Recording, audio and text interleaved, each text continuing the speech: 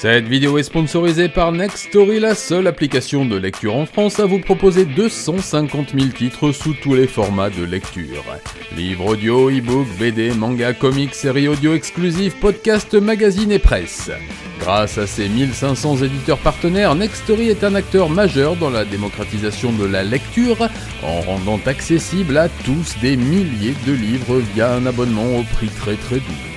Alors, l'écrivain que je suis est très heureux de vous proposer ce partenariat exclusif et une offre découverte explosive pour faire éclore en vous ce lecteur curieux et passionné.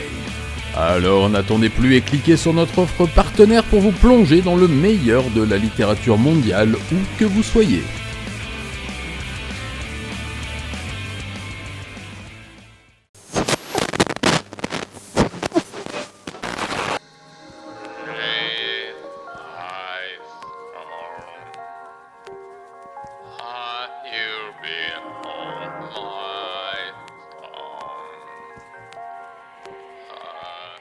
Écoute, je vais te laisser te présenter. J'ai déjà un petit peu parlé de toi tout à l'heure, parlé aussi de ton livre dont la couverture apparaît à l'écran. Nous voici donc frères et sœurs d'éditeurs maintenant, et comme tu le sais, Camion Noir, c'est un éditeur que j'ai toujours apprécié, même avant de faire partie de l'équipe. Et je trouve que ton livre, alors que je n'ai pas fini, je vais pas faire l'hypocrite, je l'ai eu hier et du coup j'ai essayé de le lire le plus vite possible, mais voilà, j'en ai lu une partie, mais enfin c'est un sujet que je connais un petit peu et ça va nous permettre d'en parler. Je trouve que c'est vraiment l'éditeur qu'il fallait pour ce genre de publication. Je vais commencer par les gros compliments avant de continuer par les simples compliments. Je trouve que tu as un style extrêmement fluide et extrêmement prenant. J'ai pas du tout été rebuté, contrairement à d'autres livres plus techniques où on a peut-être un peu plus de mal à tourner les pages. Je trouve qu'il est vraiment très agréable. T'as un style à l'écrit qui est à peu près aussi agréable que ton style à l'oral. Et puis voilà, pour les compliments, ça va suffire maintenant. Après, on m'en fait jamais des compliments. Voilà, il faut que j'invite des gens. Du coup, je vais te laisser te présenter. Je vais arrêter de dire du coup, sinon je vais mettre un coup de marteau sur les orteils. Je déteste les gens qui disent du coup, et maintenant je le dis. Je vais te laisser te présenter, nous présenter un peu ton livre, dire un peu qui tu es, ce que tu as envie de dire, le maximum ou le minimum. Si tu veux garder le mystère, tu gardes le mystère, que les gens te connaissent un petit peu mieux. Et puis après, on attaquera le sujet du livre et puis ce vaste sujet aussi. À toi. Je pense que les deux sont un petit peu indissociables. Est-ce que ça va pour le son? Est-ce qu'on m'entend Normalement, toujours ça va bien? pour le son. Ouais. Tout à l'heure, tout le monde me Voilà, disait d'accord. c'est J'avais nickel, juste une impec. petite impression de décalage. Donc, déjà, je te remercie infiniment. Ça me touche énormément et c'est quelque chose, c'est un sujet effectivement qui n'a pas été le plus simple et le plus facile à choisir de traiter. Et je suis également ravie de ce que tu disais au sujet de l'éditeur qui véhicule le Soufre, n'est-ce Ah pas, oui. notre éditeur commun. Qui justement me semblait à moi aussi extrêmement adapté pour publier Ah, je t'ai c'est un perdu. Ah, éditeur voilà. que je... Ah, est-ce- C'est bon, je j'ai un t'ai petit retrouvé. Je t'ai retrouvé. Ça y est? Ouais, c'est bon, tu es revenu. C'est moi qui te perds un petit peu de temps en temps. Alors, t'occupe pas, t'inquiète pas, je ferai des signes. Quand je pose des questions, t'as vu, je gesticule, je fais des trucs. Salut Globule. Donc, vas-y, je te laisse continuer. Je t'avais perdu, mais visiblement, ça se passe bien. Allez, vas-y. Donc effectivement, j'avais connu, moi, Camion Noir, je connais depuis un bon bout de temps, puisque même au temps de ma jeunesse, c'était quand même l'éditeur référence pour tout ce qui était déjà des sujets touchant à la musique, aux musiques extrêmes, enfin qualifiées d'extrêmes. En France, c'était quand même l'éditeur sur lequel se jetaient la plupart des amateurs de sujets déjà musicaux et puis ensuite un peu plus sombres avec la petite sœur sulfureuse donc des éditions Camion Blanc, donc Camion Noir. Mhm.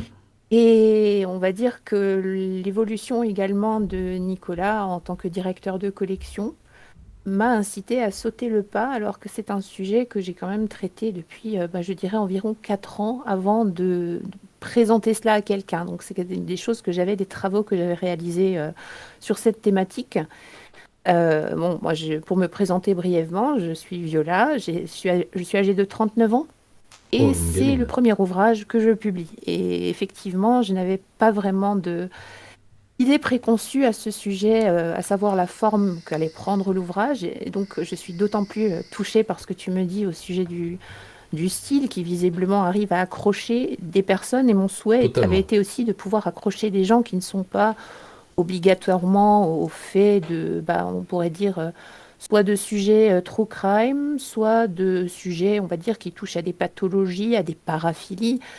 Non, c'est vraiment l'idée de présenter aussi cette espèce de voyage immersif et en même temps de voyage autour du monde, parce qu'il y a énormément d'histoires différentes, il y a énormément d'hétérogénéité au fil des chapitres, des angles de vue que je propose et dans lesquels j'espère que bien des personnes pourront par moment se retrouver des comportements, des pensées qu'ils peuvent avoir eux-mêmes. Et ça fait le lien aussi avec ce que nous disions dans le live avec Nicolas quand j'avais participé à cette petite entrevue sur la disponibilité du genre true crime et la difficulté d'assumer sa passion pour ce genre-là et potentiellement pour les gens qui l'inspirent. C'est tout à fait, et c'est ce que j'ai trouvé de très intéressant aussi dans ton introduction dans le premier chapitre, où tu parles justement déjà de comment on aborde le TCC, la True Crime Community, et puis aussi comment on arrive sur ce sujet du choc de la découverte, comme tu le dis, c'est-à-dire des personnes qui se sentent soudainement attirées par toute l'iconographie, l'imaginaire qu'il peut y avoir autour des criminels. On va parler des Columbiners tout à l'heure parce qu'il se trouve que voilà, c'est quelque chose que j'ai un peu vécu de près à l'époque. Mais toi, est-ce que c'est quelque chose qui est arrivé dans ta vie qui a fait que tu t'intéressais au sujet, ou est-ce que c'est un sujet qui t'a intéressé par le biais d'autres choses, par le truchement d'études par exemple, par le truchement de ta profession, par un proche ou quelque chose, ou c'est vraiment ou c'est quelque chose qui t'a touché toi personnellement, posant la question directement? Alors, à question directe, réponse directe, c'est absolument la deuxième option, c'est-à-dire que non, non, ça n'avait absolument rien à voir avec ma profession ou avec un sujet que j'aurais étudié théoriquement. C'est la raison pour laquelle, après évidemment quelques hésitations sur la mise en forme que ça allait prendre, j'ai choisi enfin, de ne pas m'exclure du tout de cette analyse, de ce voyage en terre, en terre sombre et inconnue, je dirais, puisque j'ai choisi d'y inclure mon vécu, ou du moins une partie de mon vécu, Mhm.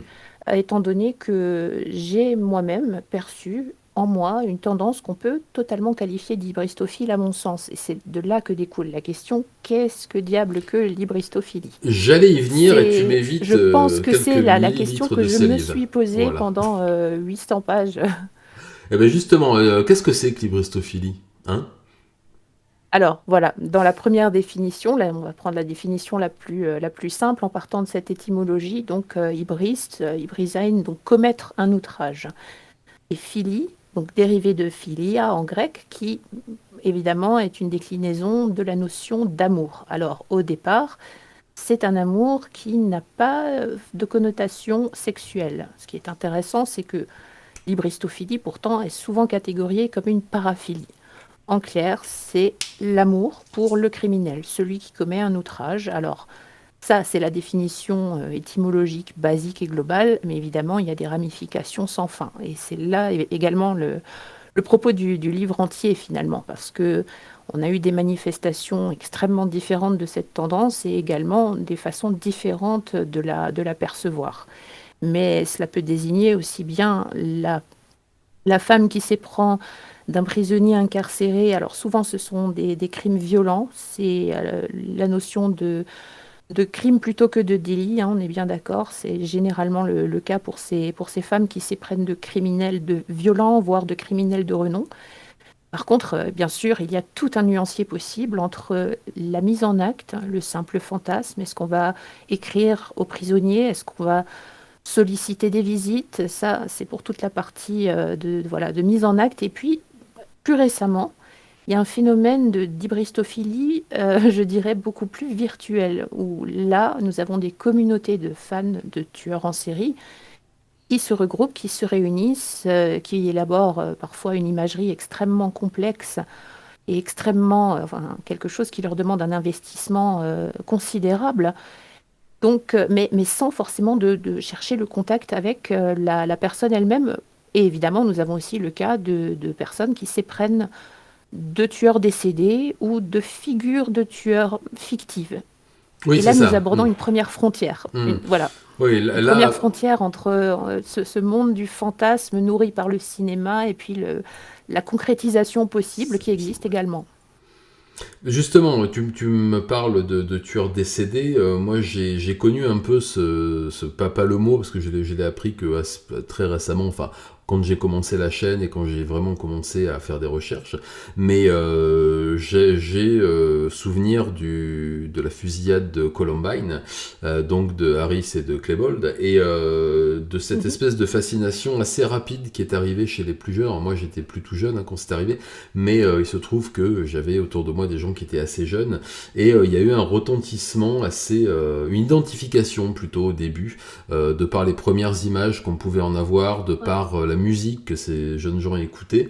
Ensuite, il y a eu l'horrible film Bowling for Columbine. Je déteste Michael Moore, mais ça c'est très personnel, dans lequel justement on voyait un peu la mécanique fantasmée que les États-Unis et le monde occidental avaient mise en place pour parler justement de ce drame de Columbine. Et de suite après, il y a eu justement une espèce de réappropriation très très rapide dans ce que j'ai pu en voir, moi. Alors, je pense que tu es peut-être de cette génération-là, puisque t'as 15 ans de moins que moi à peu près, de ce courant qui arrivait post-metal, gothique, un peu dépressif, de la fin des années 90, début 2000, où il y avait une forte identification à Harris et Klebold, et où on les reprenait comme figure de cette espèce de génération perdue, qui pensait réinventer bien sûr la dépression rock'n'roll, mais qui ne faisait que ressucer ce que leurs ancêtres avaient déjà bien patiné sur leurs blue jeans, mais peu importe, ça c'est le propre de chaque génération.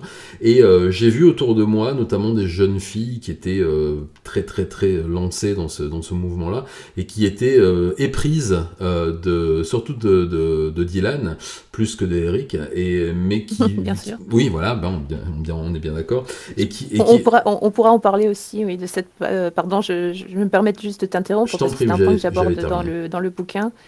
Et c'est effectivement, il y a cette grande différence de traitement entre les deux, hein, entre Eric Harris et Dylan Klebold, en matière même de la nature du fantasme sur les deux, est extrêmement différente, parfois même caricaturée. Et c'est un point que je soulève dans mon bouquin parce que ça se base sur des éléments qui sont généralement, enfin, qui sont très mal compris au mieux, hein. C'est souvent sur de grandes illusions. En clair, Dylan Klebold il est bien plus avouable d'être éprise de Dylan Klebold. Il a Merci la une Bicop, sorte d'aura merci à toi. de vulnérabilité, là où Eric Harris avait une aura une, Je t'en prie. une aura de réelle, Oui, et comment puis dire, de méchanceté détermination qui aurait froide, influencé, quelque ouais. chose qui est, Voilà, c'est ouais, ça. tout à fait. Et je pense qu'il y a aussi pardon, que beaucoup de leurs passions respectives aient été rendues publiques, et que beaucoup de gens qui étaient plutôt dans cette mouvance un peu plus rock'n'roll là se sont reconnus dans ce qu'ils faisaient. Toi, justement, comment tu l'as rencontré, comment ce Columbine est venu à toi à l'époque? Moi, justement, j'étais particulièrement sensible à cette affaire puisque j'avais quasiment le même âge que les tueurs.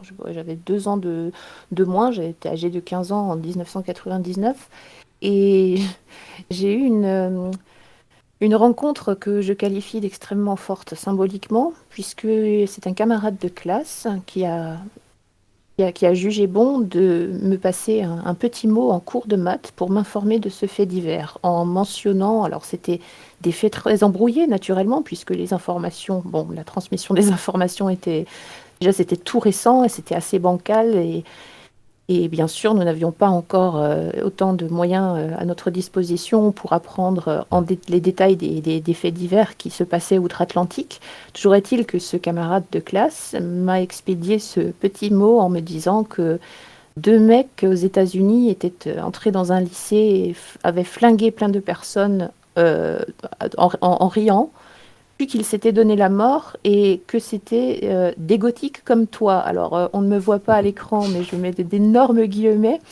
puisque le terme de gothique était utilisé à tort et à Oui, oui, à travers pour l'époque, oui, ça. qualifier, voilà, c'était, on va dire, pour tout adolescent un peu marginal ayant des goûts, enfin, il suffisait de lire un livre de Baudelaire, Et on d'être était habillé en d'affreux noir, gothiques, c'était oui, déjà oui. gothique, voilà. Voilà, voilà. Mais et puis bon, il est vrai qu'il y avait effectivement des éléments. Bon, j'étais une grande amatrice de Nine Inch Nails, donc un groupe qui avait été écouté et que Dylan Klebold en particulier citait à de nombreuses reprises dans son journal intime. Mais tout ça, on ne le savait pas à l'époque. Donc j'ai eu cette information et un premier... donc là déjà une identification qui a été non pas de mon fait, mais d'une association. Voilà, une première association. Et clairement, cet élan de curiosité que j'ai éprouvé s'est transformé en une forme de fascination au fur et à mesure que j'avais des détails et l'ampleur qu'avait prise l'affaire. Et j'ajoute que j'avais peut-être comment dit-on, un lien un tout petit peu privilégié, étant donné que une amie de collège passait les 2 années scolaires présentes, donc 99-2000, aux États-Unis. Donc elle était sur le terrain, littéralement, et elle pouvait me parler en direct des répercussions, alors des choses qu'elle vivait elle-même dans le lycée où elle était scolarisée. Elle a vu la montée d'un phénomène d'hystérie, alors le terme est peut-être inapproprié, mais on va dire oui, une panique, une sorte de panique qui s'est emparée et qui a donné lieu à des manifestations d'une politique sécuritaire extrême envers tout individu perçu, alors avec une totale subjectivité bien sûr, hein, perçu comme un peu déviant, comme un peu marginal. Alors sachant ce qui peut être considéré comme déviant par une doxa ou par un professeur, ou enfin moi je sais que pour certains de mes professeurs, mon piercing dans le nez déjà était quelque chose de terrible, quoi. Ça Oui, les oui, non, mettait mais de toute déjà façon, dans toutes une les case. époques ont mis leur filtre, effectivement, même dans les années 80, tu sais, Voilà. dès que quelqu'un avait un peu les cheveux en pétard parce qu'il était mal réveillé, c'était un punk. Donc si c'était un punk, c'était un drogué. Si c'était un drogué, c'était un dangereux anarchiste, très très très dangereux pour le système. Et oui, non, mais je pense que chaque époque, c'était la même chose à l'époque de mes parents, enfin bon. Mais oui, je conçois que tu aies pu être perçue comme une dangereuse déviante gothique, effectivement. Voilà, d'où le sentiment, je vais terminer par ça, c'est d'où le sentiment d'empathie naturelle avant même de connaître vraiment les tenants, les aboutissants de l'histoire. Oui, je peux l'admettre, j'ai ressenti d'abord une énorme curiosité et quelque chose qui, ben, à 15 ans, il faut reconnaître qu'il y a quand même déjà une quête de soi très souvent qui est en train de se construire. Avec tous les aléas qu'on connaît et puis avec le regard des autres qui, là encore, c'est une chose que chacun gère à sa manière. Je sais qu'énormément on pourra peut-être en reparler d'ailleurs, énormément de gamins harcelés se sont également identifiés et de jeunes gens. Oui, bien Ce sûr. qu'on peut comprendre dans cet élan de rage qui peut être celui d'un gosse, je dirais, qui se fait vraiment mettre la tête dans les toilettes à chaque récré, tout ça me paraît compréhensible et en tout cas ça a participé de ce phénomène d'identification forte avant même de réellement bon, ben, connaître la vérité, c'est-à-dire il y avait énormément de mythes, hein, il faut le préciser. Il y a une mythologie sur cette mafia des trench coats qui a Ouais, c'est été ça, débunkée ensuite. Je ne sais bien pas si sûr. tu avais entendu, voilà, tu Oui, avais oui, entendu oui. parler de ça. Mais il y a Ben, moi énormément, aussi, c'était une des... il y a eu beaucoup, excuse-moi, il y a eu beaucoup Non, non, je t'en de prie. réinterprétations par la suite. Je parlais tout à l'heure du film de Michael Moore sur le sujet. Oui. Je vois qu'on me dit pourquoi tu le détestes. C'est pas que je déteste, je trouve que Michael Moore est vraiment surcoté.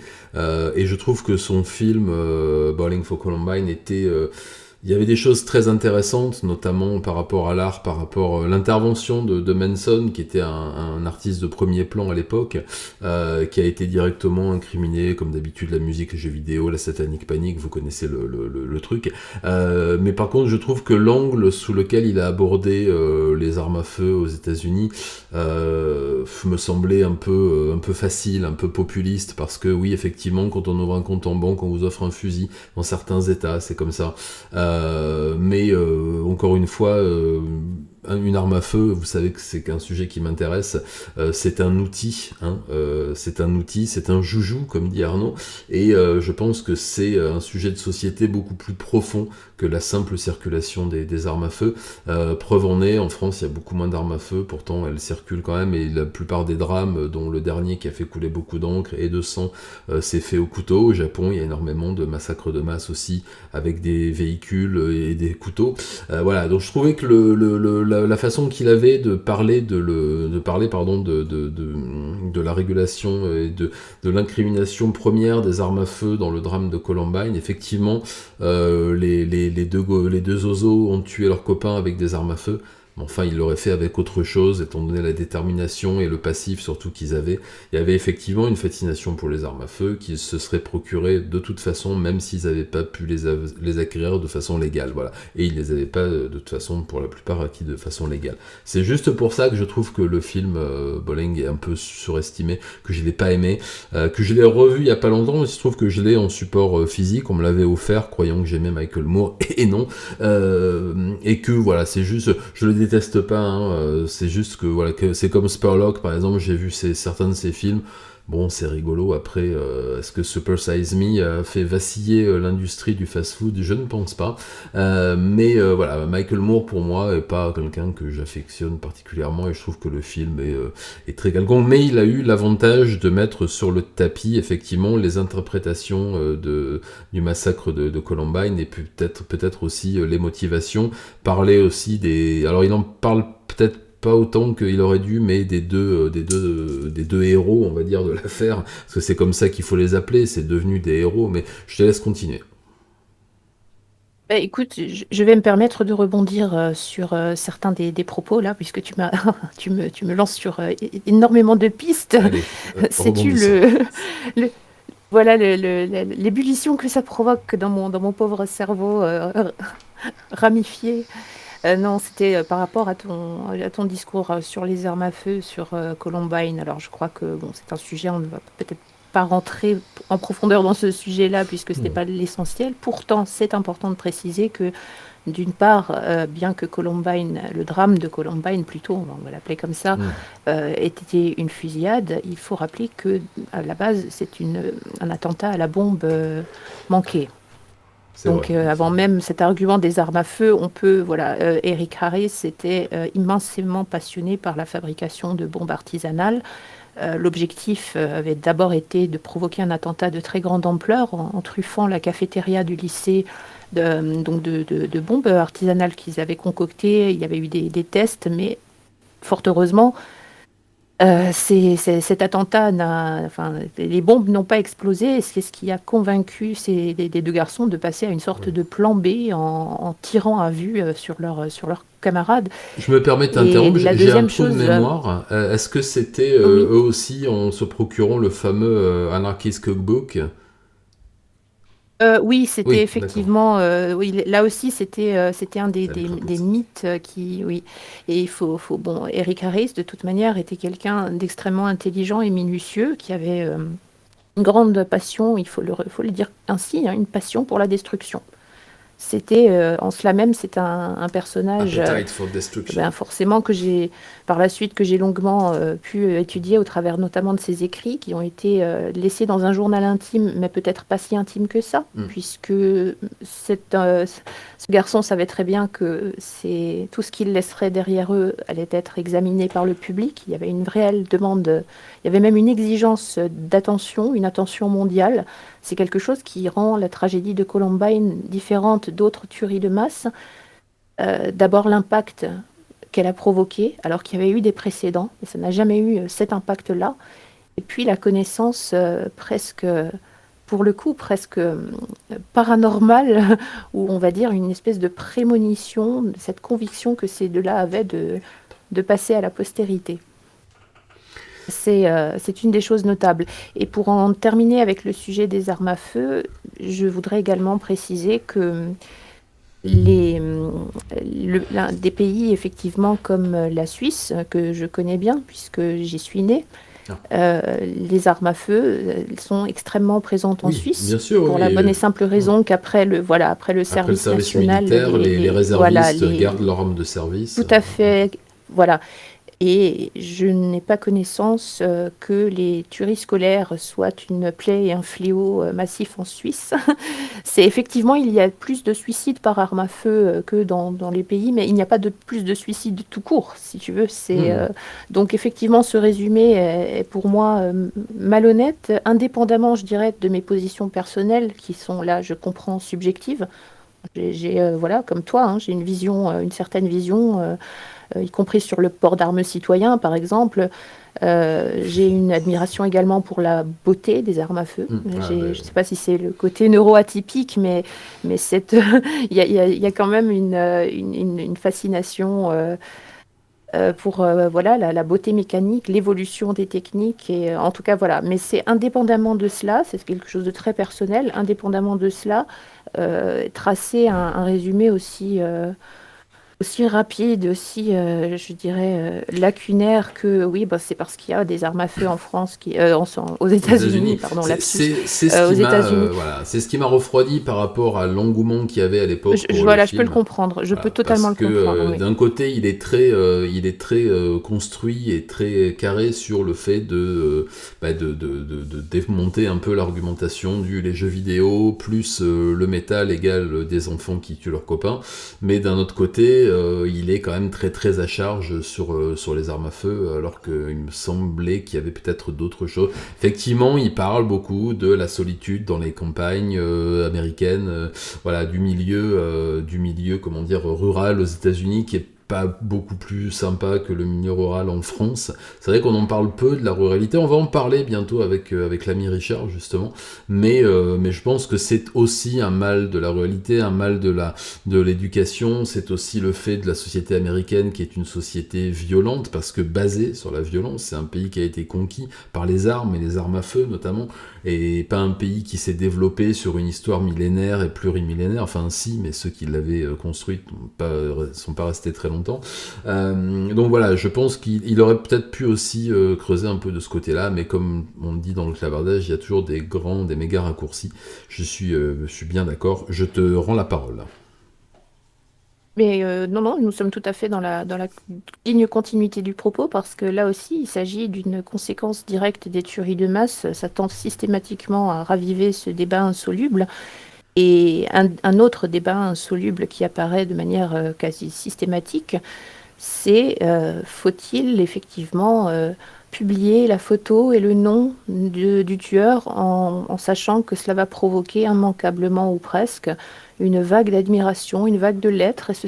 Il est triste de voir que les tenants des deux camps tiennent l'un pour responsable, alors que sans penser que peut-être il y a peut-être un peu de tout ça qui donne une mixture très particulière aux États-Unis, comme tu le disais. D'ailleurs, évoquer les peuples premiers Mhm. de cette terre. Et bah, il faut savoir que là encore, il y a un cas très marquant d'une tuerie scolaire qui est précédée, je crois, d'un parricide, si je ne me trompe pas, de la part d'un jeune Indien, Jeff Weiss, je ne Oui, sais pas si je d'accord. Oui, prononce oui, tout à correctement fait, je son vois. nom, Ouais, voilà, ouais. mais voilà. Donc là également, avec un contexte derrière qui est très très spécifique et qui est propre également, alors là non pas à une ruralité, mais à une condition de parcage, je dirais, ethnique, Alors qui a eu pour voilà, une l'anecdote, moi, répercussion. vous savez, j'ai passé deux petites années de ma vie en Californie. J'étais pas très loin du désert de Mojave, et non loin de là où j'habitais, il y avait ce qu'on appelle une réserve indienne. On va éviter les mots, les néologismes. Et j'ai eu l'occasion une seule fois d'y aller. J'avoue que j'ai été frappé d'effroi quand je suis passé dans cette ville et dans ce territoire complètement rongé par la crasse, par la rouille, par l'alcoolisme, c'était insupportable à voir. J'avais l'impression d'être dans un zoo humain, et je me suis mis à réfléchir un peu plus avant à ces conditions-là en me disant qu'il était quand même très étonnant qui ne se rebellent pas et qui n'aient pas pris les armes plus tôt pour reprendre leur territoire. On m'a ensuite expliqué la façon dont ça avait été orchestré depuis 400 ans, le fait de les avoir soumis, le fait de les avoir alcoolisés, le fait de les avoir marginalisés aussi, et puis de leur avoir redonné petit à petit des morceaux de territoire, et puis des des pseudos assemblés pour s'auto-gérer. Enfin, c'est donc effectivement, je vois la tuerie à laquelle tu fais référence, et je pense qu'il y a un terreau de misère, un terreau de revanche aussi. On en parle beaucoup en ce moment de la post-colonisation de ces choses-là, et je pense, et j'en suis quasiment intimement convaincu, que dans les peuples premiers, dans les natifs, chez les natifs américains, il y a un sentiment dans les jeunes générations de revanche qui est né déjà depuis un certain temps et qui est en train de grandir de façon assez dangereuse. Est-ce que c'est dangereux? J'en sais pas. Le droit des peuples à disposer d'eux-mêmes, etc. Je ne rentrerai pas là-dedans, mais c'est vrai que ça peut peut-être certainement même rentrer, je pense, dans les motivations. Et je te rends la Ben, parole. tu vois, ce que tu soulèves là encore est un point intéressant puisque mon livre, comme tu l'as certainement constaté, ne réduit pas la notion d'hybristophilie à une femme caricaturalement amoureuse qui écrit des lettres d'amour à un prisonnier incarcéré. C'est un des aspects. Mais il existe aussi des formes d'hybristophilie qui peuvent directement être mêlées à des considérations, je dirais, des revendications, alors peut-être certaines fois politiques, d'autres fois plus personnelles. Je pense à ces phénomènes de harcèlement, donc le bullying aux États-Unis.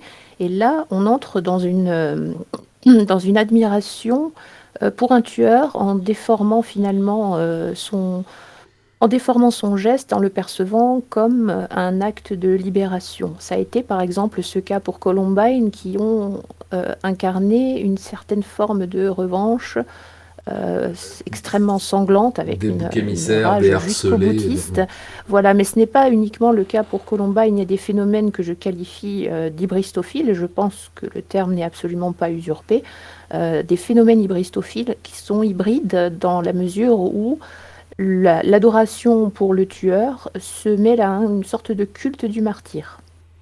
Donc on a quelque chose qui se forme effectivement. Donc là, tu évoquais la possibilité par rapport à cette révolte des nations premières aux États-Unis, mais il y a tout un tas d'autres groupuscules plus ou moins étendus. Je pense notamment aux incels, donc les involuntary celibates, que j'évoque assez longuement au sujet du culte rendu au tueur Elliot Rodger.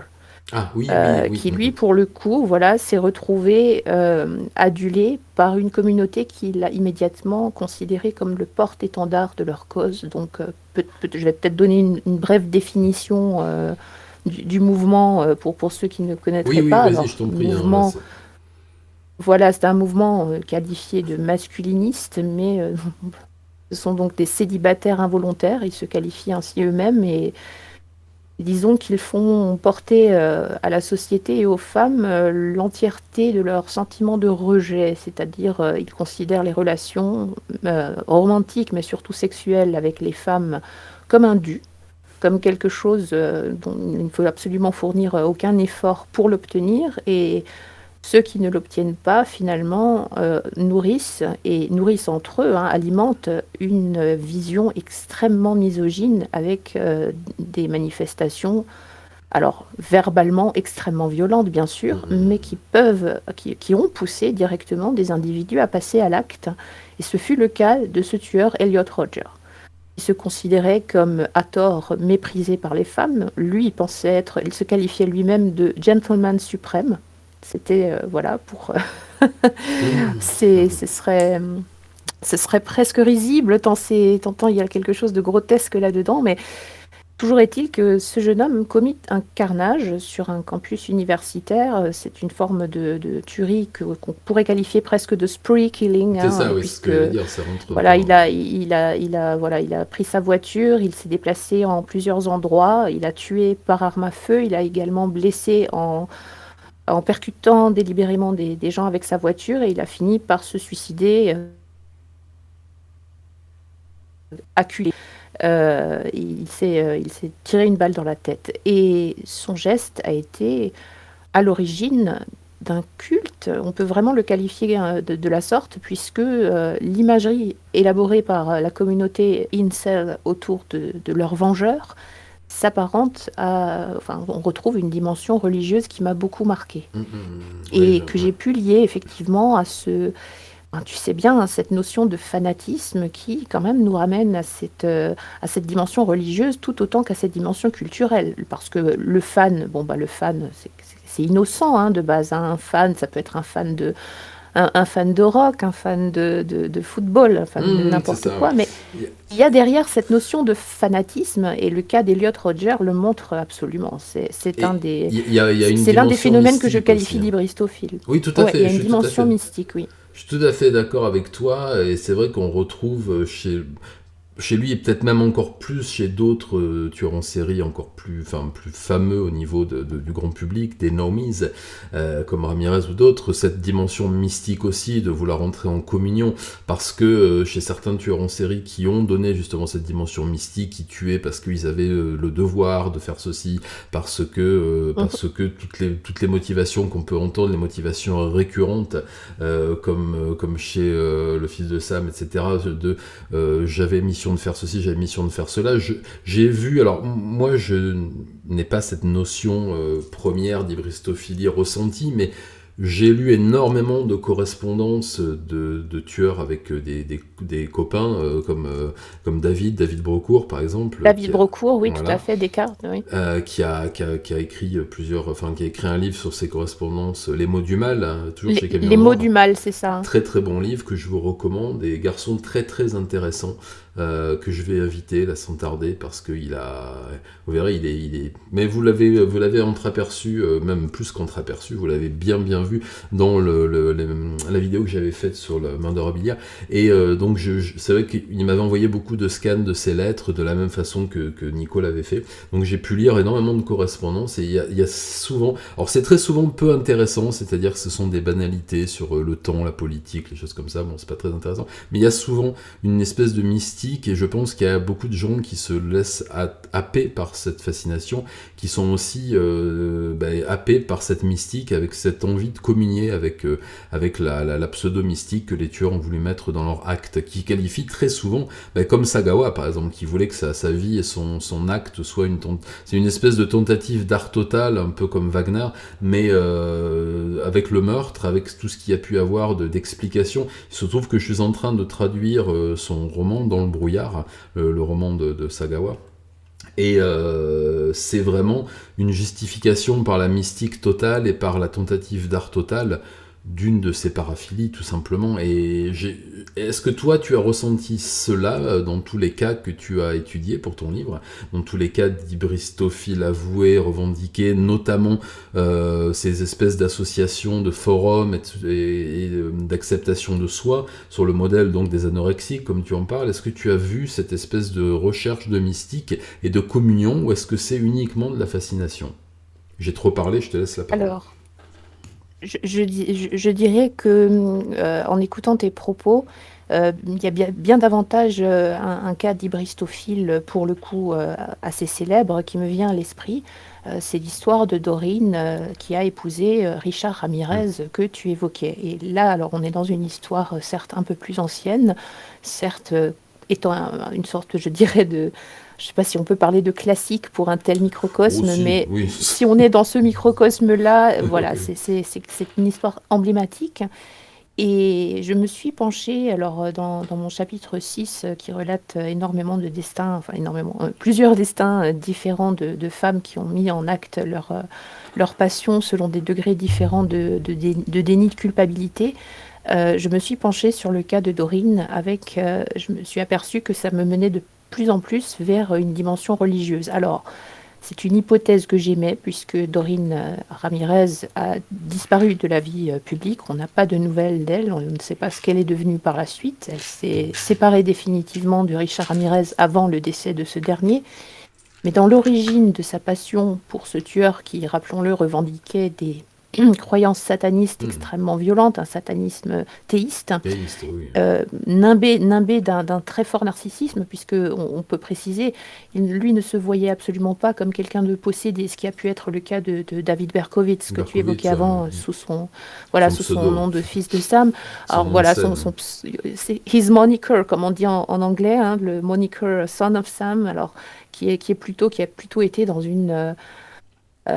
dans un narratif de je suis en gros en victime de démons. Non, Ramirez, lui, était l'associé du diable, si je peux m'exprimer ainsi. Il ne le cachait pas, il n'en faisait pas mystère, et pourtant, voilà une catholique fervente, pratiquante, vierge, et qui l'affirme avec aplomb, qui s'éprend de ce tueur sanguinaire, ce tueur qui, en plus, était comment dire, qui avait terrifié une population entière pendant toute la durée de son règne de terreur, qui fut sanglant, qui fut redoutable au point de lui attribuer ce pseudonyme de Night Stalker, donc le Ouais, rôdeur de le nuit, rôdeur puisqu'il de la nuit. s'introduisait chez les gens. Ça incluait de la torture, ça incluait voilà, une barbarie, des viols, des agressions sexuelles. Et malgré cela, il y a dans ses premiers témoignages donc de Dorine, quand elle parle de l'amour qu'elle ressent pour Ramirez, il y a indéniablement, à mes yeux, une exaltation mystique. Mais qui, pour moi, était au départ une forme de... Enfin, il y a un questionnement, il y a une sorte de contradiction. Et évidemment que le monde des passions hybristophiles n'est pas exempt de contradictions, loin de là. Ah Je oui, non, dirais même que c'est ce qui c'est la le lieu forge du même, je paradoxe. pense. Oui, oui. Voilà, c'est le lieu du paradoxe absolu et parfois de la dissonance cognitive totale. Et dans le cas de Dorine, ça a pris la forme d'un déni de culpabilité donc pour Ramirez, avec un fantasme de rédemption. Et là, je crois qu'on est vraiment dans la dimension religieuse. Je pense qu'elle a, avec les informations que nous avons et avec l'analyse de sa gestuelle sur quelques vidéos qu'on peut voir, on a réellement ce sentiment.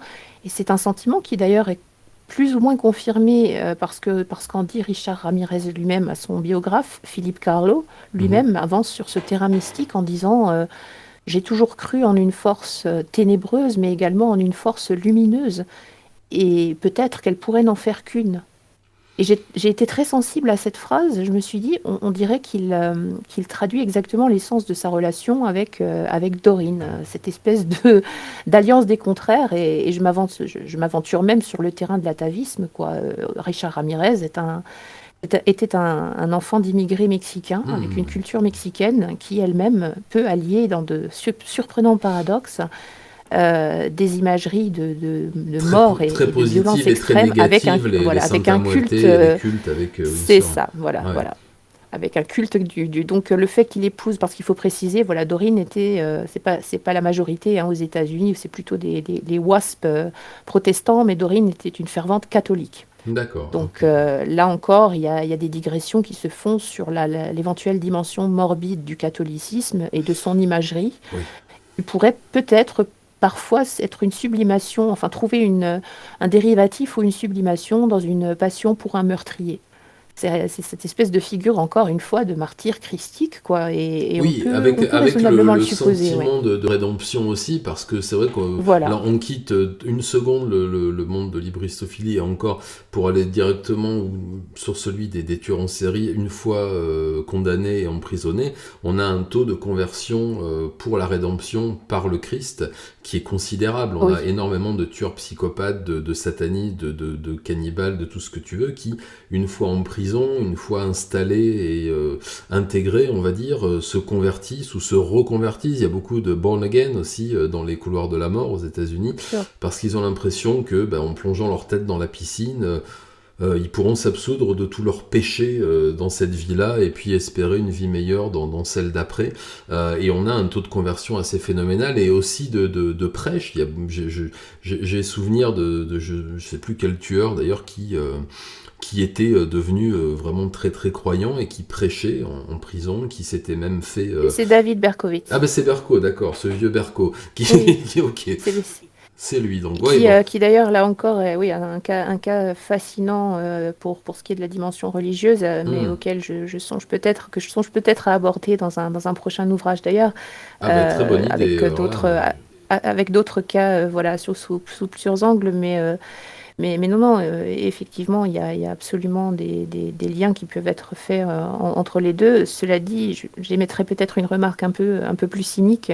Je crois également que ces conversions, effectivement, certains s'imaginent sans doute, comme tu viens de le dire, que leur vie future après la mort sera meilleure, mais je crois également qu'il y a de leur part un désir d'améliorer leur quotidien carcéral, Oui, puisqu'il aussi, c'est s'agit vrai. Oui. souvent donc de meurtriers qui sont des lifers, donc des condamnés qui ne sortiront jamais de prison, puisque ce sont des peines de plusieurs centaines d'années, parfois cumulées. Enfin, bon, on sait très bien qu'ils savent qu'ils ne sortiront Hmm. jamais de détention. Et disons une forme de rédemption, qu'elle soit plus ou moins sincère, qu'elle soit plus ou moins hypocrite, va au moins leur apporter l'intérêt d'un groupe évangélique, parce qu'il y en a toujours dans toutes les Oui. prisons. Ce sont des gens, effectivement, des gens qui aiment énormément ces environnements. Et bon, là, je suis extrêmement cynique, hein, je ne doute pas de la réalité. Je n'ai pas le droit, d'ailleurs, de juger de la sincérité d'une conversion ou pas. Oui, Ça, après, c'est on est pas quand même. de mon ressort, mais on peut supposer quand même qu'il y a chez nombre d'entre eux également un désir, bah, tu sais, de garder un public, un certain Ah oui, public, hein, parce que ça ces je le gens, nie pas du tout. voilà, Et on est aussi dans le cas de personnes extrêmement manipulatrices hein, qui ont réussi leur carrière de meurtrier voilà, grâce à ce don souvent, de souvent, hein. manipulation, ou souvent grâce à ce don de manipulation. Et il n'y a pas de raison qu'ils l'abandonnent. Manson, bon, qui a jamais tué personne, mais bon, qui est toujours cité, a continué à manipuler son monde en prison jusqu'à sa mort, même jusqu'à son dernier mariage. Donc effectivement, il y a certainement, comme tu le dis, un désir d'améliorer le vulgus, l'ordinaire, en se réclamant d'une communauté qui est peut-être plus droit de cité dans les prisons. Ça, je suis tout à fait d'accord et en Oui, adéquation avec toi. Préparez vos questions pour tout à l'heure. Vers 21h20, 21h30, vous posez des questions dans le clavardage. Mettez-la plusieurs fois ou mettez un Q devant la lettre. Quand vous voulez poser des questions, d'ici une petite demi-heure, on attaquera les questions. Je pense que vous devez en avoir plein. Du coup, on va enchaîner peut-être sur le sujet encore plus. Quand on parle des TCC, donc le True Crime Community, j'ai la lecture de ton livre, encore une fois, je ne l'ai pas encore terminé, mais de ce que j'ai pu en lire pour l'instant et du peu que je connais de ce phénomène de libristophilie, j'ai tendance à considérer que maintenant, de plus en plus, avec la démocratisation de cette vague d'amour du grand public pour le true crime, la frontière, pardon, entre ce que j'ai appelé les modérés et les passionnés, c'est-à-dire les normies et la véritable TCC originelle, on va dire, la Beautiful People, là, le fossé est en train de se creuser de plus en plus. Est-ce que tu penses, toi, que la vague d'amour qu'il y a chez la ménagère de plus de 50 ans pour Faites entrer l'accusé relève des mêmes ressorts que ce qui fait que la petite Nina, 18 ans, gothique, fan de Nine Inch Nails par exemple, va tomber amoureuse de je ne sais pas quel tueur et lui écrire et tomber dans une espèce de pamoison rêvée et romantique. Est-ce que ce sont les mêmes ficelles selon toi ou est-ce qu'on est dans des schémas très différents? je nuancerais vraiment. Je dirais T'es là peut-être pour que ça. pour l'exemple de la ménagère passionnée de Fait entrer l'accusé, ou d'ailleurs ce n'était pas la seule émission criminelle, il y a énormément d'émissions également aux États-Unis, le genre tabloïd sur les crimes violents, ça a toujours fait bon ménage. Par contre, je parlerais volontiers parfois de miroir grossissant. C'est-à-dire que la tendance hybristophile peut effectivement servir de miroir grossissant à un sentiment qui est presque unanimement partagé, parce que la fascination pour les faits divers sordides et sanglants, quand même c'est un poncif quoi, depuis très longtemps. Et j'ajouterais que la diffusion massive cet effet, donc, pour employer un néologisme, de glamourisation apporté par les séries actuelles et par les documentaires qui s'en suivent, parce que souvent les deux sont mêlés. Là, on est dans quelque chose qui peut rendre la frontière extrêmement poreuse entre, comme tu le dis, des amateurs de true crime, soit déjà anciens, soit très avertis des les différentes dimensions de l'univers et ceux qui entrent dedans à pieds joints après avoir vu effectivement une série à succès. Puisque la série à succès, clairement, s'adresse à un public atteint depuis un bon moment déjà d'une boulimie, d'une consommation effrénée, mais qui n'a pas forcément réfléchi, eu l'occasion de réfléchir à la maturation des spectacles qu'elle peut voir. Donc quand une passion amoureuse ou romantique pour une figure de tueur mise en scène au travers d'une série à succès, comme ça a été le cas pour Jeffrey Dahmer C'est très ça. récemment, voilà, je pense que là, nous sommes dans un... Alors, je dis, j'ai cette phrase dans mon livre, j'ai l'impression que Brad Falchuk, je crois que c'est lui, hein, le créateur de la série, si je ne me trompe pas, Il me c'est... semble. il me semble que c'est, voilà, en tout cas, c'est d'American Horror Story à la base. Il me semble que les concepteurs donc, de la série Dahmer, Monster, donc l'histoire de Jeffrey Dahmer, ont créé un succès d'années d'expérience hybristophile chez des femmes, des adolescentes et également des hommes. Hein, ils ne sont Oui, pas oui, exclus oui. du phénomène, hein, il faut le préciser. Une sorte de succès d'années d'expérience hybristophile qui a pris ces personnes souvent au dépourvu. C'est-à-dire que elles s'interrogent sur les sentiments qu'elles éprouvent, leur arrive comme ça, alors qu'elles se jugeaient absolument normales jusqu'ici. Et on assiste à vraiment à des, comment dirais-je, des introspections sur certains forums. Il m'est arrivé d'en voir de personnes que ça prenait totalement au dépourvu, et qui se posaient réellement ces questions comme si elles entraient dans le monde de la déviance, ou en tout cas qu'elles le craignaient.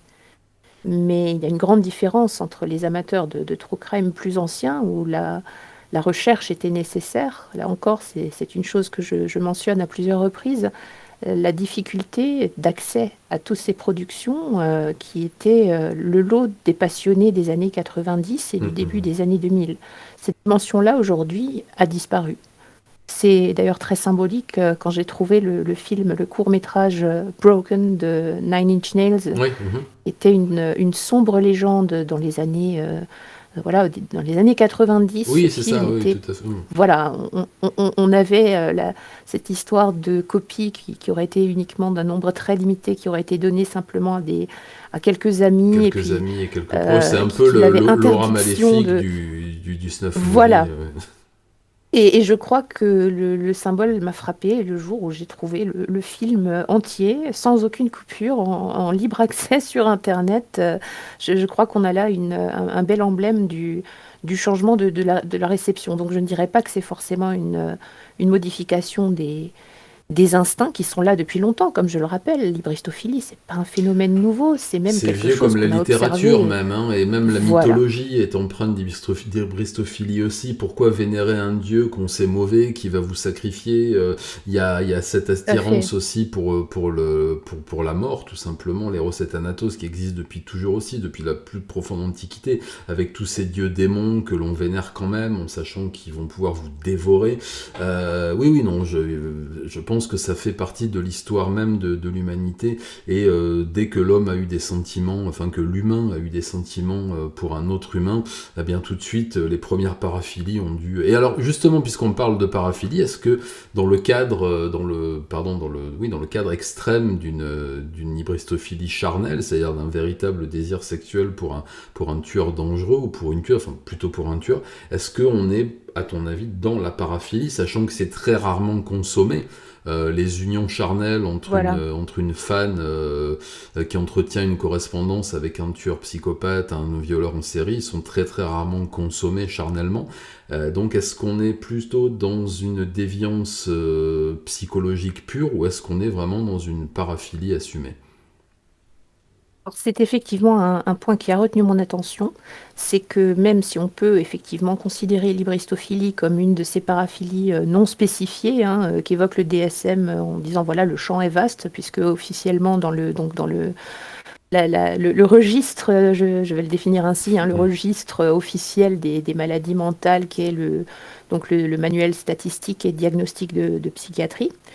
L'hybristophilie en tant que paraphilie n'est pas listée. Par contre, le champ des paraphilies, on le laisse grand ouvert en disant, voilà, il y a ça, il y a le frotteurisme, il y a le voyeurisme, Oui, il oui, y a oui. ceci, cela, mais il y a d'autres choses encore. Bon, on peut imaginer que l'hybristophilie peut parfaitement être classée dans ces autres paraphilies.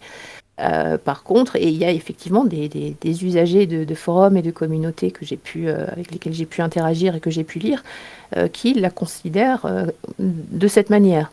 Mais le point qui a retenu mon attention est précisément celui que tu évoques, à savoir, plus qu'aucune autre paraphilie, il me semble que la dimension désincarnée est prépondérante, puisqu'effectivement, même dans le cas très rare de concrétisation des relations, les relations sexuelles se font en général à la sauvette, comme ça a pu être d'ailleurs le Mhm. cas avec Ted Bundy et sa compagne, sa dernière compagne, Carol Ann Boone, qui là encore est une figure extrêmement marquante d'une hybristophilie marquée par le déni de culpabilité, hein. Oui, oui, ah Donc oui, c'est vrai. effectivement, il y a eu une dimension charnelle entre eux. Maintenant, est-ce que cette dimension charnelle était le moteur de la passion de Carol Ann Boone?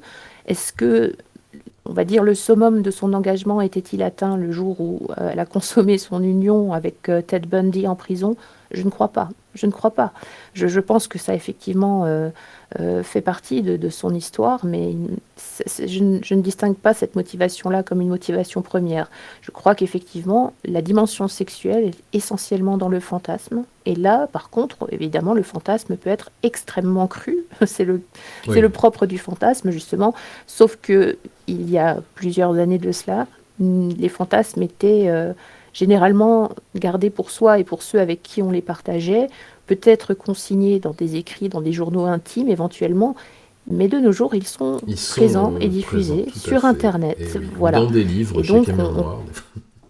dans des livres chez Camion Noir, tout à fait. Mais Mais non, mais c'est ça, oui. C'est là qu'on assiste à cette ça dépend. explosion justement, d'érotisme effréné avec des tueurs en série qu'on associe entre eux, avec lesquels on invente des histoires qui vont du romantisme, je dirais, le plus niais, le plus gentillet, à des scènes dignes de films pour adultes Ah oui, oui, oui, hardcore. mais j'ai Et été, parfois même en mélangeant les deux, hein. ouais, ouais, j'ai eu l'occasion donc de lire pas mal de correspondances et c'est vrai que ça peut être d'une cuculapralinerie totale et ça peut aller assez loin effectivement. J'ai même lu des correspondances de Magnotta, donc bon c'est un autre genre, mais lui aussi il suscite Oui, énormément de désir de la part de plusieurs communautés. Il y a même des filles qui le fantasment aussi et il a des échanges assez crus mais qui relève non seulement de la sexualité pure et brute, mais aussi de son éternel fantasme cannibale qui continue, qui ne l'a pas... Alors il s'est marié visiblement en détention il y a quelque temps. oui, oui, oui, tout à fait. Très Mais bonne alors décision de Magnotta, son pour moi, est codétenu. un... Ouf, oui. Je dirais, alors, tu évoques les correspondances, moi j'évoquais plutôt les textes ce qu'on appelle les fanfictions, Oui, donc d'accord. les histoires, voilà, parce que bon, c'est une évidence peut-être, mais naturellement les correspondances peuvent grandement varier en fonction tout simplement du pays, voire de l'État dans lequel est détenu le prisonnier, parce que Hum, les hum. lois, Magnotta bénéficie d'un régime très, très particulier puisqu'il est détenu Au dans son Canada. pays d'origine, Ouais. le Canada. Voilà. Donc, cela laisse à supposer que les correspondances peuvent être bien plus débridées que ce que, je sais pas, je dis n'importe quoi peut-être, mais le Texas peut-être, ce que Oui, ah peut oui, non, oui, autoriser un État, voilà, comme la je Floride, le pense Texas. qu'ils ont peut-être J'ai même le pas le droit. souvenir de, c'est vrai que j'ai un souvenir précis pour cela, donc c'est le contre-exemple, dirons-nous, les lettres adressées au tueur Nicholas Cruz, qui Mhm. fut responsable du massacre de Parkland en Floride en 2018, il me semble, contenaient énormément de fantasmes sexuels à son sujet et aucune ne lui a été remise. Ça a été mentionné par son avocat et il a précisé publiquement, il a dit naturellement, il est hors de question que l'accusé reçoive ses courriers plein d'érotisme et de photos d'adolescentes peu vêtues. Donc il y a aussi cette dimension-là dans les correspondances. on est tenu par l'idée que le préposé à la lecture du courrier carcéral va évidemment mettre son nez dans ce qu'on peut raconter. Donc ça peut influer sur la teneur des lettres et des contenus des correspondances. Par contre, sur Internet, on est là on va dire, dans une liberté de ton, jusqu'à ce que parfois la censure frappe. Parce que j'ai vu nombre de ces comptes disparaître aussi rapidement que quand Tumblr avait décidé de faire un peu le ménage dans la TCC, donc dans la True Crime Community, énormément de ces pages ont disparu, puisque ça avait éveillé l'attention des censeurs, et on a décidé que, hop, vite, on fait le grand ménage, quoi. Ça, ce qui, à mon sens, n'est pas souhaitable, puisque non. pour scabreuse qu'elle puisse être... Il s'est passé le même phénomène 3 ans auparavant au Japon, où tous les condamnés, enfin tous les gens dans le couloir de la mort ont été privés aussi de papier, de crayon, de feutre, de tout ça. Alors non seulement le premier objectif, c'était de mettre un terme à la mordorabilia, qui était un moyen pour certains détenus condamnés pour des crimes de sang et des crimes en série de gagner de l'argent, parce que les œuvres étaient vendues par l'avocat, et aussi d'entretenir des correspondances avec... c'est quelque chose qui est très prégnant aussi au Japon, à l'hébristophilie. J'en ai pas mal parlé dans mes récits sur Sagawa, et ça a été assez abrupt. C'est monsieur Kishida, donc le Premier ministre actuel, qui, une fois rentré dans ses fonctions, ça a été une des premières mesures qu'il ait prises, c'est de priver les résidents du couloir de la mort de tout moyen de communication avec l'extérieur, non seulement via la poste, mais aussi via leur avocat. Oui, c'est la raison pour laquelle je me suis, comme tu le sais, tu as été ma référence pour je t'en remercie, j'ai été très touché. Issei Sagawa. Ouais, je te remercie. Ah, mais je te remercie, toi, du travail accompli. J'ai trouvé la vidéo, vraiment, elle m'a été extrêmement utile, au point que je n'ai pas eu besoin d'autres sources.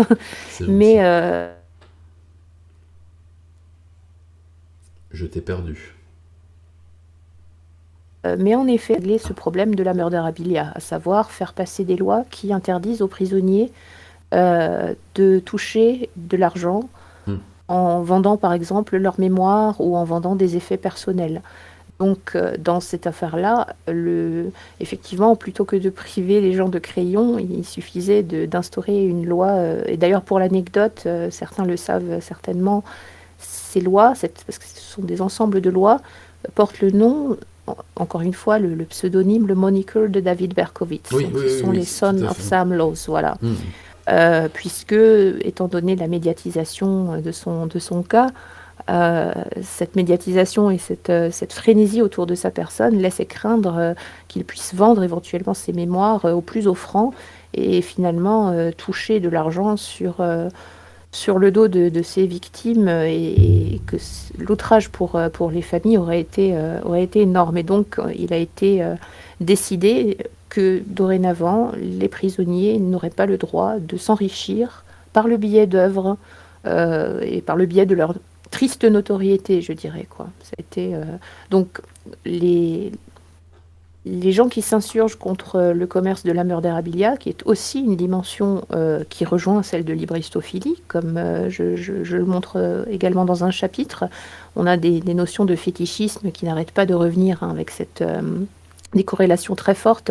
Et évidemment, la murderabilia est un moyen, je dirais, physique, une sorte de possible vecteur entre le criminel adoré et soi. Et son adorateur, on récupère un peu de son essence, voilà, par le biais d'un souvenir, d'une lettre, de quelque chose qui se transforme en objet d'adoration. Il faut savoir qu'il y a des hôtels, hôtels AUTEL, bien sûr, des hôtels entiers consacrés. Alors, il y a un bel ouvrage de Nicolas, pour le coup, il me semble-t-il, c'est chez Serial Pleasures, sur les groupies de Ramirez. Et on voit plusieurs exemples en images. Qui est vraiment génial, que j'ai lu, j'en avais parlé d'ailleurs. Je vous en ai même fait gagner pendant un live il n'y a pas longtemps. Tout à fait, qui est fascinant. Mais lui en parle aussi très bien lorsqu'on discute justement de... C'était pendant un live sur le satanisme qu'on en avait parlé, parce que lui est plutôt un tenant de la croyance, on va dire. Il croit dans des forces, etc. Contrairement à moi. Et il parlait justement de l'acquisition de ces objets comme étant un vecteur, comme tu dis, un médium entre le tueur et la personne qui veut s'approprier ou qui veut s'investir dans l'esprit ou dans les forces maléfiques qui ont pu frapper un lieu, notamment posséder une pierre, uniquement un morceau de caillou d'une scène de crime ou des cheveux d'un criminel. Et c'est justement là-dessus qu'il basait toute sa création. Tu sais, il fabrique des Ouija. Et, Les planchettes Ouija, voilà, tout à fait. il met justement des morceaux de la peinture de telle voiture, des cheveux ou de la barbe de tel tueur, etc. Pour que l'objet se réapproprie toute la négativité, tout le côté maléfique qu'ont pu avoir les tueurs ou le tueur. Et justement, je trouve que dans la Murderabilia, il y a aussi alors, il y a l'intérêt qu'on peut en avoir en étant uniquement intéressé par l'aspect psychologique uniquement criminel, on va dire, dans la criminaux pure, mais il y a aussi l'aspect beaucoup plus ésotérique, beaucoup plus éthéré qu'on peut trouver dans cette collection-là. Et je trouvais que c'était ça recoupait, pardon, ça rejoignait, voilà, je vais trouver mes mots, très directement la problématique de l'hybristophilie, parce que on est dans la fascination et dans le comment dire, dans le Dans le désir désir de de rapprochement, voilà, le désir de rapprochement, voire de possession. Hmm. voire de C'est possession. amusant. Mais je suis tout à fait d'accord avec ton propos, Alexandre. Et d'ailleurs, j'irais même plus loin en disant que nous parlions tout à l'heure d'une sorte de défaut de concrétisation. Et bien voilà un acte qui parfois représente une mise en acte déjà pour ces personnes. Acquérir un objet de murderabilia est une démarche de mise en acte de leur passion qui parfois est déterminante. Et j'ai personnellement vu, je cite, un témoignage d'une jeune femme qui s'interroge sur ses sentiments pour Richard Ramirez, dont elle a, je le suppose, découvert l'existence assez récemment via, là encore, des séries à succès qui l'ont mis en Eh oui. scène d'une manière qu'on peut qualifier, voilà, de plutôt glamour pour le coup. Et cette jeune femme s'interroge précisément sur l'acquisition éventuelle d'un souvenir, d'un objet de murderabilia. Donc, elle se demande si c'est là si c'est là aller trop loin. Donc c'est assez intéressant. On voit déjà qu'il y a dans cette mise en acte quelque chose, on connaît les dangers possibles de réaliser un fantasme, qui par définition, un fantasme est là Pour pour rester un nourrir une fantasme. part voilà, qui ne sera pas qui ne sera pas effective dans la réalité matérielle. Et là, déjà, on a un petit passage du côté obscur, je dirais, en tout cas, c'est ce que traduit cette personne dans ses propres interrogations.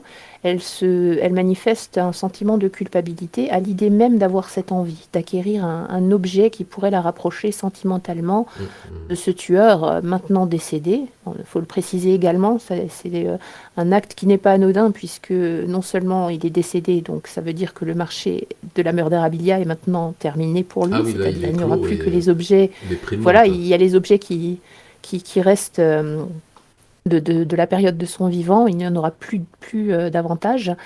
Et également, c'est un tueur qui est extrêmement connu, qui est, je pense, parmi les Oui, premiers oui, il est dans le top 5, dans on les va rangs des dire, acquéreurs de bien sûr. Oui. murderabilia. Donc là encore, ce serait un investissement considérable pour cette personne. Et on peut imaginer que ces interrogations se fondent aussi sur... mais comme je l'ai dit, ce sont parfois des investissements considérables pour les passionnés. Et on peut s'interroger sur l'intérêt d'obtenir un objet true crime. Moi, c'est ce que j'ai fait au cours d'un chapitre. J'ai entendu plusieurs réponses, plusieurs sons de cloche, dont également ceux des détracteurs. Parce que je pense qu'il faut toujours observer un Ah oui, bien phénomène sûr, oui, tout à fait. Ouais. également par le biais de ceux qui le condamnent. J'y consacre une très longue partie, Ouais, puisque ouais, bien sûr. ce sont des reproches qui, d'ailleurs, je ne me suis pas épargnée de les entendre pour moi-même. Il y a des fois des reproches qui ont pu me susciter en moi-même des interrogations légitimes et même une culpabilité morale. Moi, je ne le cache absolument pas. Je n'ai pas été exemptée de oui, de ce poids, de ce fardeau d'être effectivement passionné, voire envoûté par certaines affaires criminelles, par certaines représentations de criminels. soit celles qu'on nous présente, soit celles qu'on se forge. Et je pense que les secondes sont encore plus fortes que les premières. Mhm. Et ça a été notamment le cas pour les tueurs de Columbine, au moment où on avait peu d'informations et beaucoup de fantasmes à leur sujet, je dirais. C'est ça, il y a, je pense aussi, bah, tu parlais justement de la définition du fantasme qui en soi doit rester un fantasme pour qu'il reste agréable et qu'il reste un objet de quête, on va dire. Mais il y a aussi dans cette acquisition facilitée des objets de Murderabilia par l'internet tout simplement, un phénomène de mode accentué. J'ai vu flamber les prix et j'ai vu les plateformes de vente de Murderabilia exploser au moment des sorties sur Ramirez, sur Dahmer, sur tout ça. Tout à coup, des gens tout à fait normaux, on va dire des normies, allez, on va plutôt dire des normies, se sont mis en tête d'acquérir des objets de Murderabilia comme ils pouvaient acheter des t-shirts je sais pas, de Manson à l'époque où c'était la mode ou d'autres choses. Et quelque part dévoyer cette espèce d'activité, de hobby underground ultime qui est la Murderabilia, parce que pour moi, on est vraiment Mm. dans Oui, le centre d'intérêt les plus extrêmes qu'on puisse trouver, après ou avant le meurtre lui-même, on va dire, heureusement, mais on est voilà, oui, vraiment oui, dans bien sûr. une activité qui est vraiment une activité de niche, dans une activité de niche. Quand on parle de Merle Allin, par exemple, personne ne le connaît. Mais par contre, quand on s'intéresse à la Murderabilia, c'est une superstar. Voilà, donc Exactement. voilà, on est bien d'accord. Et, et je trouve qu'il y a eu, alors je pense que ça va passer aussi vite que les Hula Hoop et que les Scooby-Doo, mais encore des belles références de jeunes, hein, remerciez-moi. Mais je pense que ça va se passer relativement rapidement. J'ai été assez choqué en voyant ça, de par mon intérêt assez ancien pour la chose, de la même façon que j'ai été choqué à l'avènement des grands festivals de métal comme le Hellfest, comme le Wacken, qui ont permis à des gens de me voler ma musique. J'ai eu l'impression, je rigole quand je dis ça, mais c'est le sentiment, pour voir où je veux en arriver. J'ai eu l'impression que cette espèce de mode géante pour le true crime et l'engouement qu'il y avait autour avec des cosplays de Dahmer après la sortie de la série, avec des balles de village organisées, costumées autour du thème de Dahmer et compagnie, qu'on me volait aussi une part de ce qui fait que la Murderabilia et l'intérêt pour le true crime faisaient partie de ce petit monde des gens qui sont des beautiful people, comme disait Manson, c'est-à-dire du cercle des initiés. Mm. Est-ce que toi, dans les recherches que tu as fait pour ton livre, tu as trouvé cette frontière entre les vrais passionnés à l'ancienne, c'est-à-dire ceux qui étaient dans l'introspection, ceux qui savaient ce qu'ils étaient en train de faire, qui avaient conscience du danger qu'il pouvait y avoir pour leur propre santé mentale, et ceux qui faisaient ça plus parce que ils étaient entraînés dans un courant de mode, un courant qui voulait juste être à la mode, qui voulait juste suivre quelque chose qui leur permettrait peut-être de s'affirmer, de sortir de leur morne quotidien. Une fois de plus, la question est beaucoup trop longue. Vas-y, je te laisse la parole. Oui, oui, non, maintenant, non, c'est extrêmement intéressant et effectivement, j'ai constaté une différence entre les initiés, comme tu les appelles, et ceux que j'appelle dans mon livre, ceux qui sont, ouvrez les guillemets, là après Netflix. Alors, ce petit nom que je leur donne J'ai vient vu. d'un commentaire récurrent que j'ai pu voir dans les derniers mois, les dernières années, sous des vidéos documentaires souvent anciennes, consacrées à un tueur en série quelconque des années 70, Jeffrey Dahmer, Richard Ramirez, et des vidéos qui étaient sur YouTube depuis un certain moment. Et puis on a vu fleurir des commentaires. Who's here after Netflix? Qui est là après Netflix? C'était la signature de personnes qui venaient de découvrir le personnage donc de Ramirez ou de Dahmer ou de Edmund Kemper, Oui, c'est vrai. après avoir visionné une série récente à grande diffusion, à grande échelle. Et effectivement, il y a une... Alors je peux absolument comprendre ton sentiment. Je pense qu'il est partagé d'ailleurs par beaucoup de monde, mais est-ce que ça n'a pas été le cas d'ailleurs avec... je ne vais pas dire tous les mouvements, mais il y a eu une récupération, si tu veux, à partir du moment où le heroin chic est devenu quelque chose dans la fin des années 90. On avait déjà, on va dire, immolé le mouvement grunge, qui là encore Hmm. était un mouvement à la base d'adolescents plutôt désaxés, plutôt rejetés, et puis qui s'est vu récupérer comme un effet de mode, et là de mode au sens vestimentaire, au sens même du luxe, puisque la mode grunge a envahi les podiums. Ah Donc oui, là, je oui, oui, crois non, mais que c'est... les amateurs se sentaient volés de la même façon que nous autres passionnés de true crime déjà anciens, pour qui les noms de Dahmer et de Ramirez sont de vieilles connaissances. Oui, c'est ça, c'était Mais des vieilles barbes. Et justement, moi je pensais que la Murderabilia, le TCC et compagnie, était tellement infamant qu'il resterait dans les abîmes, dans les limbes de oui, l'underground le oui, plus oui, je crasseux. comprends.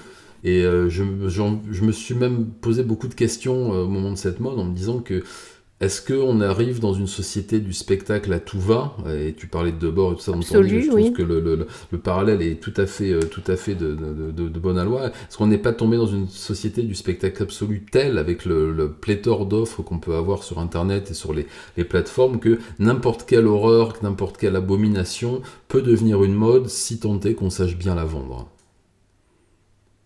C'est effectivement une question qu'on peut se poser.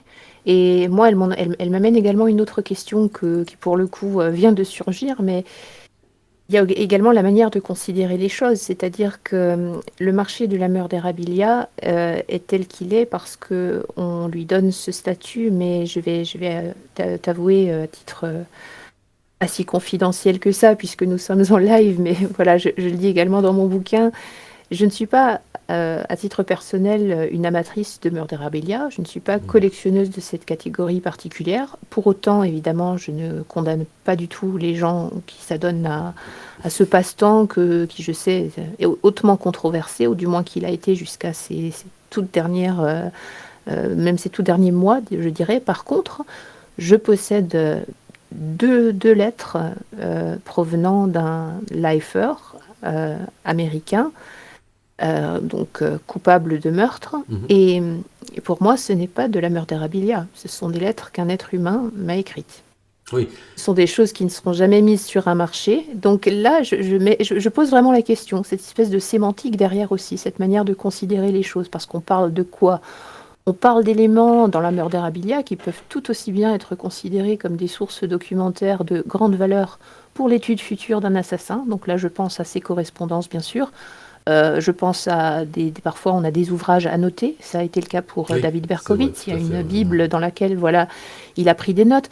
Donc tout ça, évidemment, pour un intérêt scientifique, documentaire, psychologique, ça me semble de la murderabilia de premier choix, je dirais.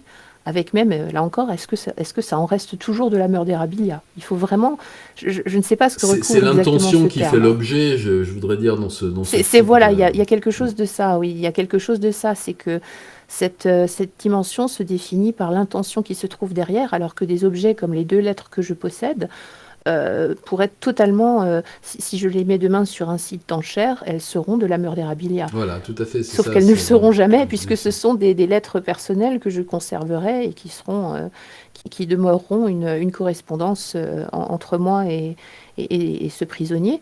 Mais ensuite, évidemment, nous avons tout ce qui relève d'un fétichisme un peu plus, je dirais, en tout cas un peu moins justifiable par l'intérêt scientifique. Donc là, je pense à des résidus corporels, je Ah pense oui, oui, les parfois ongles, les cheveux. Je sais que les ongles, c'est voilà, très les très ongles, les prisé dans cheveux. dans le milieu. Oui, oui, oui, ou des canettes qui ont été bues Oui, et c'est ensuite ça. Mm. écrasées par la main de voilà. Et là, on est dans quelque chose qui me semble différer, se rapprocher davantage du fétiche, donc soit du fétiche apotropaïque, Mm, c'est-à-dire mm. pour repousser le mal par le Mm. mal, donc à l'instar de cette corde de pendu qui dans le temps avait des vertus curatives, Curatif, tout à pensait-on, fait.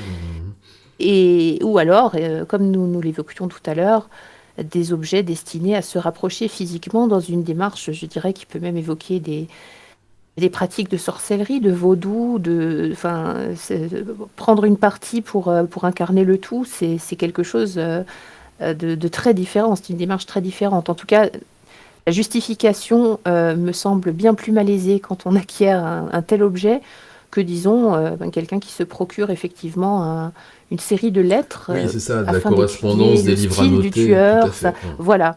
Voir des, je ne sais pas moi, faire de la graphologie dessus. Est-ce que là on est dans la murderabilia est-ce qu'on est dans l'hybristophilie? On Pas est, forcément, pas forcément. on est dans la même problématique que celle qui arrive régulièrement quand un dossier est clos et que les archives sont transférées. Quand on est dans des cas, bien sûr, de meurtres sériels aux États-Unis, mais aussi au Japon, la question se pose, est-ce que l'on garde les archives pour l'avenir, pour le futur, ou est-ce qu'on les détruit de peur que quelqu'un ne les trouve, ne les achète, ne les récupère pour en faire commerce. Donc une pièce à conviction devient un objet de culte ou un objet de collection Mhm. selon ce que l'on en fait. C'est pour ça que de la même façon que les condamnés à mort n'ont plus accès aux outils pour écrire ou pour dessiner, les preuves, les pièces à conviction sont systématiquement détruites une fois la condamnation